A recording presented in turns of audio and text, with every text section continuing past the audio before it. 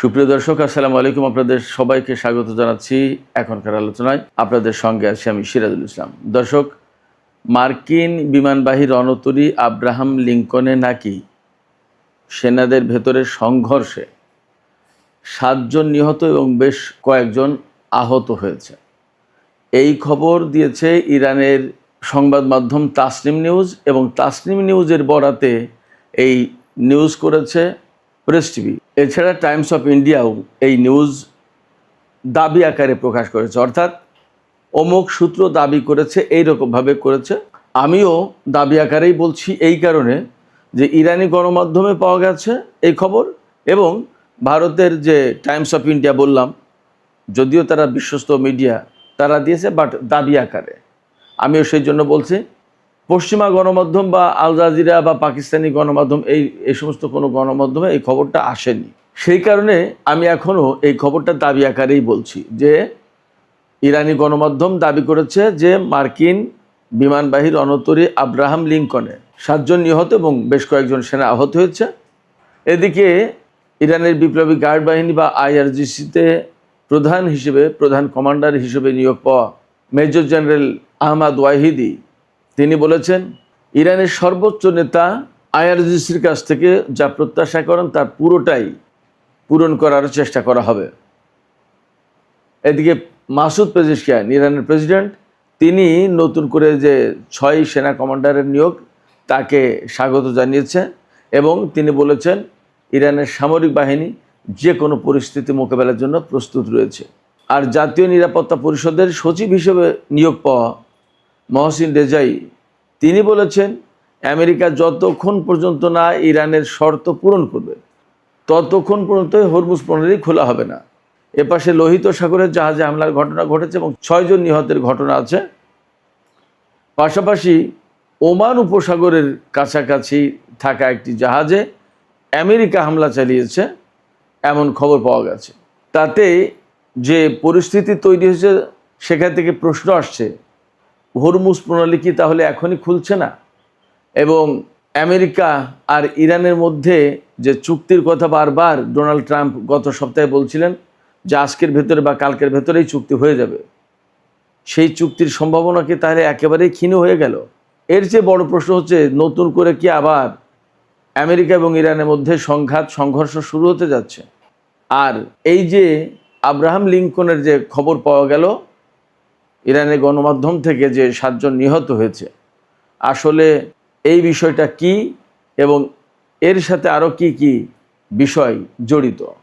সুপ্রিয় দর্শক, এর সাথে আমরা আর একটা বিষয়ও যুক্ত করব আজকের আলোচনায়। সেটা হচ্ছে যে হরমুজ প্রণালী এবং আমেরিকা ইরানের মধ্যকার গত 2-3 দিনের নতুন করে যে উত্তেজনাকর কথাবার্তা, তার প্রেক্ষাপটে কিন্তু আন্তর্জাতিক বাজারে তেলের দাম বেড়েই চলেছে এবং শেয়ার মার্কেটে উদ্বেগ উৎকণ্ঠা বাড়ছে, অস্থিতিশীলতা বিরাজ করছে। সুপ্রিয় দর্শক, এই বিষয়গুলো নিয়ে এখনকার ভিডিওতে বিস্তারিত কথা বলার চেষ্টা করব। আশা করি আপনারা শেষ পর্যন্ত সঙ্গে থাকবেন, আর ভিডিও ভালো লাগলে লাইক কমেন্ট শেয়ার করবেন এবং চ্যানেলটি সাবস্ক্রাইব করে সাথেই থাকবেন। দর্শক, চলুন বিস্তারিত আলোচনা করি। প্রথম খবর যেটা বলছিলাম, যে মার্কিন রণতরী ইউএসএস আব্রাহাম লিঙ্কন, এটা প্রায় 9 মাস ধরে ভারত মহাসাগরে মোতায়েন করা রয়েছে। লক্ষ্য ছিল ইরানের বিরুদ্ধে যুদ্ধ করা।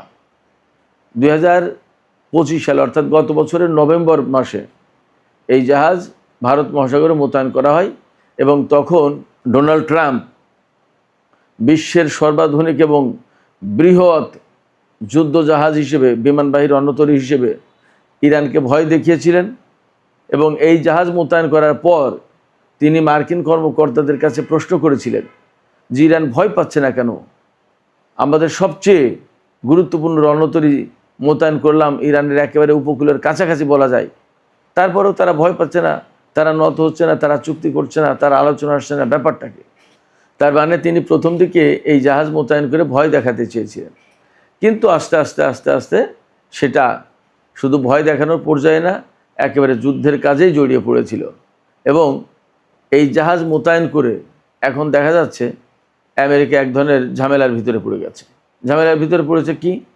এই জাহাজ মোতায়েন করার পরে 8-9 মাস চলে যাচ্ছে, সেনাদের কোনো ছুটি নেই, কোনো বন্দরেও ভিড়ার সুযোগ নেই। শুধু তাই না, মার্কিন গণমাধ্যমে একেবারে সব অনেক অনেক গণমাধ্যমে, আমেরিকার প্রভাবশালী প্রথম শ্রেণীর সমস্ত গণমাধ্যমে খবর এসছে যে এই আব্রাহাম লিঙ্কনের সেনারা খাবার দাবারের সংকটে পড়েছে। কোনো কোনো দিন এমন যাচ্ছে যে আধা কাপ ভাত আর 2 পিস গোশত এই খাওয়ানোর ব্যবস্থা হচ্ছে। খাবার দাবারের সংকট, তাদের লন্ড্রি সিস্টেম প্রায় 2 সপ্তাহ বন্ধ ছিল, কাপড় চোপড় পরিষ্কার পরিচ্ছন্ন করার কোনো ব্যবস্থা নেই, এমন হয়েছে। সেনারা অভিযোগ করেছে তাদের শাওয়ার সব ফাঙ্গাস পড়ে ছত্রাক পড়ে নষ্ট ফষ্ট ময়লা নোংরা হয়ে গেছে, ওয়াশরুমগুলো ব্যবহার করার কোনো উপায় নেই। দীর্ঘদিন ব্যবহারের ফলে, দীর্ঘদিন সমুদ্রে থাকার পরে এগুলো পরিষ্কার পরিচ্ছন্নতা করার কোনো ব্যবস্থা নেই, মানে রেগুলার নেই। 8-9 মাস ধরে একটানা মোতায়েন। এই যে দীর্ঘ মোতায়েন, যুদ্ধ ক্লান্তি, অবসাদ, মানে অবশ্রান্ত হয়ে গেছে তারা, ক্লান্ত শ্রান্ত। এইসব সেনাদের মনোবলও ভেঙে গেছে। ইরানের বিরুদ্ধে আমেরিকা যুদ্ধ করতে এসে তারা যে খুব স্বস্তিতে আছে, শান্তিতে আছে তা তো না। চোখের সামনেই তো তাদের ঘাঁটি মাটি সমস্ত সব কিছু নষ্টভষ্ট হয়ে গেছে। মধ্যপ্রাচ্যের বিভিন্ন দেশ থেকে ইরান হামলা ছেড়ে ধ্বংস করে দিয়েছে না।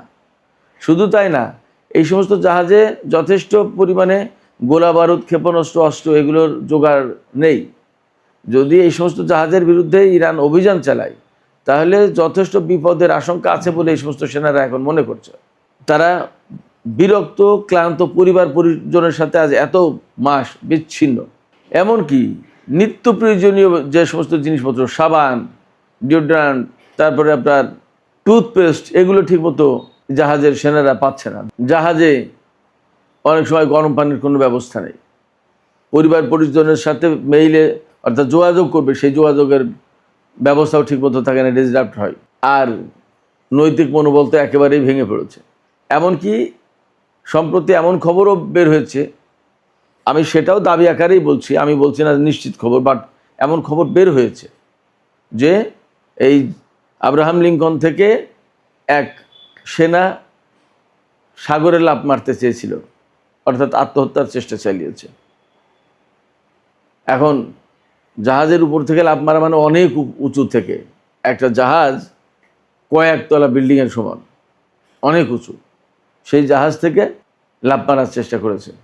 জাহাজে যে গোলযোগ, মারামারি বা হত্যাকাণ্ডের ঘটনা বা হতাহতের ঘটনা প্রকাশ করা হয়েছে প্রেস টিভিতে বা ইরানি গণমাধ্যমে বা টাইমস অফ ইন্ডিয়াতে, তাতে দাবি করা হচ্ছে যে এই যে জাহাজের কন্ডিশন, এই কন্ডিশন নিয়ে 1-1.5 সপ্তাহ আগে সম্ভবত এই জাহাজে মোতায়েন যে সেনা, তাদের পরিবার পরিজনের সাথে আমেরিকার সেনা কমান্ডাররা কয়েকজন আমেরিকা আর কি কথাবার্তা বলেছে, একটা মিটিং করেছে, মত বিনিময় করেছে। সেখানে পরিবারের পক্ষ থেকে এই সমস্ত অভিযোগ অনেক কিছু তুলে ধরা হয়েছিল। তুলে ধরলে সেখানে সেনা কমান্ডার অনেকেই এই সমস্ত বাস্তব সংকটের কথা তারা স্বীকার করেছে। এবং আসলে আব্রাহাম লিঙ্কনের পরিস্থিতি কি, এইটা একেবারে সরেজমিন দেখার জন্য হাইকমান্ড থেকে বলা হয়েছিল। বলা হলে এই যে সেন্টকমের যিনি প্রধান Brad Cooper, admiral Brad Cooper, ইনি আরেকজন সেনা কর্মকর্তাকে পাঠিয়েছেন এই জাহাজে দেখতে যে কি পরিস্থিতি, আসলে বাস্তব অবস্থা কী। তো সেই সেনা কর্মকর্তা এসে এখানে যখন সেনাদের বাস্তব অবস্থা, জাহাজের পরিস্থিতি বোঝার চেষ্টা করেছেন, জানার চেষ্টা করেছেন, আলাপ করেছেন, এই আলাপ এই জানা বোঝা করতে গিয়েই কিছু সেনা উত্তেজিত হয়ে পড়ে খেপে যায় এবং এখানে তীব্র বাকবিতণ্ডার সৃষ্টি হয়। চরম বাকবিতণ্ডার এক পর্যায়ে হয়তো মারামারি, হাতাহাতি, এবং শেষমেশ সেখানে নাকি ধারালো ছুরি, বিভিন্ন অস্ত্র এগুলো নিয়ে মারামারি, সংঘর্ষ হয়েছে। আমি জানি না কিভাবে কি হয়েছে, বাট দাবি যেটা, সেখান থেকে হয়তো এরকমভাবে বলা যেতে পারে যে মারামারি হয়েছে। তখন মারামারির পরে হয়তো উত্তেজনা, এক পক্ষ হয়তো সেনা অফিসারের পক্ষ নিয়েছে, আরও কিছু লোক হয়তো এদের বিরুদ্ধে নিয়েছে, অর্থাৎ একটা বিদ্রোহ, গোলমাল এরকম যদি হয়ে থাকে, এগুলো হওয়ার পরে কি হয়েছে, মারামারি, হাতাহাতি এক পর্যায়ে জাহাজের হয়তো বিভিন্ন ফল কাটা, খাবার দাবার, রান্নাবান্না অনেক কিছুতেই তো ছুরি ছাড়ি বিভিন্ন রকমের যন্ত্রপাতি, অস্ত্রপাতি অনেক কিছুই থাকতে পারে। হয়তো বা সেনাদের আত্মরক্ষার জন্যও তো অনেক সময় অনেক কিছু ব্যবহার করা হয়। এই রকম অস্ত্র নিয়ে বা ছুরি নিয়ে পাল্টাপাল্টি মারামারি, সংঘর্ষ এবং তাতে 7 জন নিহত এবং অনেকে আহত হয়েছে খবরে দাবি করা হয়েছে। আমি আবারও বলছি, ব্যাপারটা যদি তাই হয় এবং এই খবর যদি সত্য হয়, তাহলে আমেরিকার ইতিহাসে এটা একটা বিরাট নেতিবাচক ঘটনা হয়ে গেল, যেখানে মার্কিন সেনাবাহিনীর শৃঙ্খলা এবং তাদের উচ্চ সক্ষমতা, তাদের ক্যাপাবিলিটি, যেখানে ভুবন বিখ্যাত সবাই আলাদা রকমের সমীহ করতো সবাই, সেই জায়গায় আব্রাহাম লিঙ্কনের এই সংঘর্ষের ঘটনা, হতাহতের ঘটনা যদি ঘটে থাকে, তাহলে নিঃসন্দেহে অনেক বড় নেতিবাচক খবর মার্কিন বাহিনীর জন্য। এবং মার্কিন বাহিনীর ব্যাপারে অনেকেই ধারণা করছে বা অনেকেই বলছেন, এভাবে বিশ্লেষকরা, যে মধ্যপ্রাচ্যে ইরানের সাথে যুদ্ধ করতে এসে আমেরিকার বাহিনীর অনেক কিছু দুর্বলতা প্রকাশ হয়ে পড়ছে। এবং আব্রাহাম লিঙ্কনের এই ঘটনা যদি ঘটে থাকে, তাহলে সেই দুর্বলতারই একটা বড় প্রকাশ্য রূপ এই সংঘাতের ঘটনা। ইরানও এখানে একটা কৌশল নিয়েছে, তারা কিন্তু খুব সহজে যুদ্ধ শেষ করছে না এবং আমেরিকাকে এই কৌশলের ভিতরে ফেলেছে। ইরান চাইছে যুদ্ধ দীর্ঘমেয়াদী করতে, যাতে মার্কিন সেনারা অবসাদগ্রস্ত হয়ে পড়ে, ক্লান্ত হয়ে পড়ে এবং তারা এক পর্যায়ে যুদ্ধের ব্যাপারে বিতৃষ্ণ হয়ে পড়ে, যুদ্ধ আর করতে চাইবে না, এরকম একটা পরিস্থিতি তৈরি করবে। এবং আস্তে আস্তে মনে হয় সেই দিকে যাচ্ছে, কারণ আরব দেশগুলোর মার্কিন ঘাঁটিগুলো প্রায় ধ্বংস করে ফেলেছে ইরান। এখন জাহাজ থেকে যুদ্ধ করা ছাড়া আর কোনো উপায় নেই, কিন্তু জাহাজ থেকে যুদ্ধ করে খুব একটা লাভ হবে না। লোহিত সাগর দিয়ে আমেরিকার কোনো জাহাজ আসতে পারবে না। আসতে হলে পুরো আফ্রিকা মহাদেশ ঘুরে আসতে হবে, অথবা এশিয়া প্যাসিফিক থেকে নিতে হবে। কিন্তু ওপাশে চীন, উত্তর কোরিয়ার চাপ আছে, তাহলে কি করবে? সেক্ষেত্রে আমেরিকা এই ইরান যুদ্ধ করতে এসে আসলেই এক রকমের মারাত্মক ফাঁদে পড়েছে, এক বিপদে পড়েছে। এই জায়গা থেকে এখন তারা না পারছে বেরিয়ে যেতে, না পারছে যুদ্ধ করতে। এর ভেতরে ডোনাল্ড ট্রাম্পের মতো একজন ব্যক্তি, যিনি কখন কোনটা বলেন আসলে তা বোঝা মুশকিল। তিনি আজকে বলেন আলাপের কথা, কালকে বলেন বৈঠক হচ্ছে, পরের দিন বলেন চুক্তি হবে, তারপরের দিন আবার ইরানের বিরুদ্ধে যুদ্ধের হুমকি দেন এবং বলেন যে নৌ অবরোধ অব্যাহত থাকবে, ইরানের উপরে নিষেধাজ্ঞা দিতে হবে, ইরানকে চেপে ধরতে হবে অর্থনৈতিক দিক দিয়ে। ইরানও বলছে যে ঠিক আছে, অর্থনৈতিক চাপ দিয়েই যদি আমাদেরকে কাবু করতে চাও, তো ঠিক আছে দাও এবং তোমরা যুদ্ধ করো, যুদ্ধ আমরা সহজে ছাড়ছি না। এবং যুদ্ধের নতুন করে আবার প্রস্তুতি নিচ্ছে শোনা যাচ্ছে ইরান। তার মানে দাঁড়াচ্ছে ইরান এবং আমেরিকার মধ্যে খুব শিগগিরই চুক্তি হচ্ছে না। যদি তাই না হয়, তাহলে আমেরিকাকে আরও দীর্ঘমেয়াদে ভারত মহাসাগর বা লোহিত সাগর এই সমস্ত জায়গায় জাহাজ মোতায়েন করতে হবে। বাট ফ্যাক্ট হচ্ছে, আজ পর্যন্ত আমেরিকান নৌবাহিনী হরমুজ প্রণালীতে একটি জাহাজও প্রবেশ করাতে পারেনি। একদিনের জন্য হরমুজ প্রণালী তারা শক্তি প্রয়োগ করে খুলতে পারেনি। ফলে ইরানের সাথে দীর্ঘমেয়াদে যুদ্ধে গেলেই আমেরিকায় বিপদে পড়বে এবং পড়েছে অলরেডি। এর আগে আমরা জেরাল্ড আর ফোর্ডের কাহিনী জানি। জেরাল্ড আর ফোর্ড আব্রাহাম লিঙ্কনের চেয়েও বড় এবং আধুনিক। এই জেরাল্ড আর ফোর্ড যুদ্ধ করতে এসেছিল, ভূমধ্যসাগরে মোতায়েন করা ছিল, লোহিত সাগরেও আসতে পারেনি। সেই জাহাজ বলা হয় লন্ডন থেকে আগুন লেগে 200 সেনা আহত হয়েছিল এবং সেই সেনাদের চিকিৎসা করানোর জন্য নিয়ে গেছে গ্রিসের ক্রিট দ্বীপে এবং সেই জাহাজ এক পর্যায়ে নাকি আমেরিকায় চলে গেছে। আবার কখনো কখনো বলা হয় যে গ্রিসের কোনো ডকইয়ার্ডে সেই জাহাজ মেরামত করা হচ্ছে, নানান রকমের কথা আছে। তার মানে এই যে তাদের সবচেয়ে বড় 2 জাহাজ বিমানবাহী রণতরী, জেরাল্ড আর ফোর্ড এবং আব্রাহাম লিঙ্কন, এই 2টো জাহাজেরই তো ত্রাহি অবস্থা। তার মানে কি, ইরানের মতো একটা শক্তি যদি দাঁড়িয়ে যায়, তাহলে আমেরিকার এই সমস্ত জাহাজ, বিমানবাহী রণতরী বলি আর যুদ্ধ জাহাজ, ফ্রিগেট, ডেস্ট্রয়ার, করভেট যাই বলি, এগুলো যে খুব বেশি দিন টিকতে পারবে না ইরানের দৃঢ় মনোবলের কারণে, এটা মোটামুটি বোঝা যাচ্ছে। যখন আমেরিকার সেনারা দীর্ঘ ক্লান্তিতে একেবারে নৈতিক মনোবল হারিয়ে ফেলেছে বলে বলা হচ্ছে বিভিন্ন খবরে, খোদ মার্কিন গণমাধ্যমে, পশ্চিমা গণমাধ্যমে, তখন ইরানের যে নতুন সামরিক কাঠামোতে পরিবর্তন আনা হলো এবং যে সমস্ত জেনারেলদেরকে নতুন করে নিয়োগ দেওয়া হলো, তারা এখন টকবক করে ফুটছে বলা যায় যুদ্ধের জন্য। তারা বলছেন যে ইরানের সর্বোচ্চ নেতা যা চাইবেন আমরা তাই ফুলফিল করার জন্য প্রস্তুত। অর্থাৎ ইরানের সর্বোচ্চ নেতা যদি বলেন এখন যুদ্ধ করতে হবে, মার্কিন বাহিনীকে মধ্যপ্রাচ্য থেকে তাড়িয়ে দিতে হবে, তাহলে জীবন বাজি রেখে যুদ্ধ করতে আমরা প্রস্তুত। এবং গতকাল কিন্তু আমরা খবর দিয়েছিলাম যে ইরানের সর্বোচ্চ নেতা বলেছেন যে গোয়েন্দা কার্যক্রম বাড়াতে হবে এবং অভিযানের প্রস্তুতি নিতে হবে। এর মানে দাঁড়াচ্ছে কি, ইরান খুব সহজে ছেড়ে দেবে না। আর এর অনেকগুলো বড় কারণের ভিতরে একটা কারণ, ইরানের সর্বোচ্চ নেতাকে হত্যা করা হয়েছে, তার ছেলে বর্তমানে সর্বোচ্চ নেতা। তিনি নিশ্চয়ই বাবার হত্যার প্রতিশোধ নেওয়ার চেষ্টা করবেন এবং ইরানি জনগণকে যেভাবে হত্যা করা হয়েছে তারও প্রতিশোধ নেওয়ার চেষ্টা করবেন। যে ব্যক্তি জীবনকে তুচ্ছ করেন তার কাছে কিন্তু এই প্রতিশোধ পরায়ণ হওয়া কঠিন কোনো কাজ না। সেক্ষেত্রে মধ্যপ্রাচ্যে খুব সহজে শান্তি ফিরে আসে এটা ভাবার কোনো কারণ নেই এবং আমেরিকার জন্য খুব সুখের দিন আসছে এমনটি ভাবার মনে হয় সুযোগ নেই। পরিস্থিতি যথেষ্ট জটিল। এই পরিস্থিতিতে ইরানের সর্বোচ্চ জাতীয় নিরাপত্তা পরিষদের সচিব মেজর জেনারেল মহসিন রেজাই তিনি বলেছেন ইরানের শর্ত মেনে না নিলে কোনো মতেই হরমুজ প্রণালী খোলা হবে না। শর্তগুলোর ভেতরে সবচেয়ে বড় শর্ত, ইরানের উপর থেকে নিষেধাজ্ঞা প্রত্যাহার করতে হবে, ইরানের বিদেশে আটকে থাকা অর্থ ছাড় করতে হবে, লেবানন গাজা সহ মধ্যপ্রাচ্যের সমস্ত জায়গায় যুদ্ধ বন্ধ করতে হবে, আরও অনেক কিছু আছে।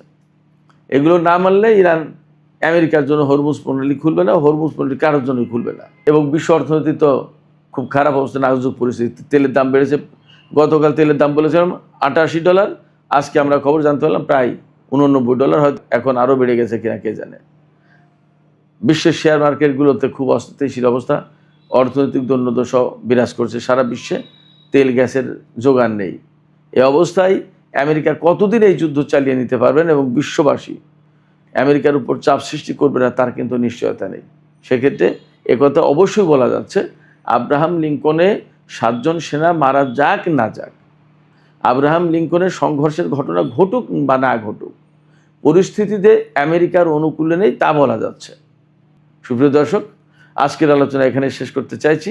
আলোচনা শেষের আগে আপনাদের মতামত জানতে চাওয়া, আপনারা কি মনে করছেন আব্রাহাম লিঙ্কনের যে ঘটনার খবর পাওয়া যাচ্ছে সেই ঘটনার সত্য মিথ্যা যাই হোক, আসলে যা পরিস্থিতি তা তো এমনটা মনে হচ্ছে যে এইসব সেনা তারা আর যুদ্ধ করার মনোবল রাখছে না, বরং তারা যুদ্ধ করার মনোবল হারিয়ে ফেলেছে।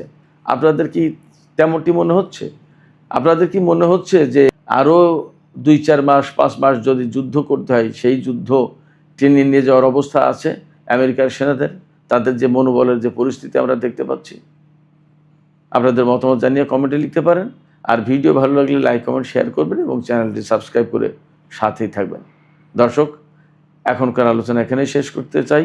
আপনারা সবাই অনেক ভালো থাকুন। আল্লাহ হাফেজ।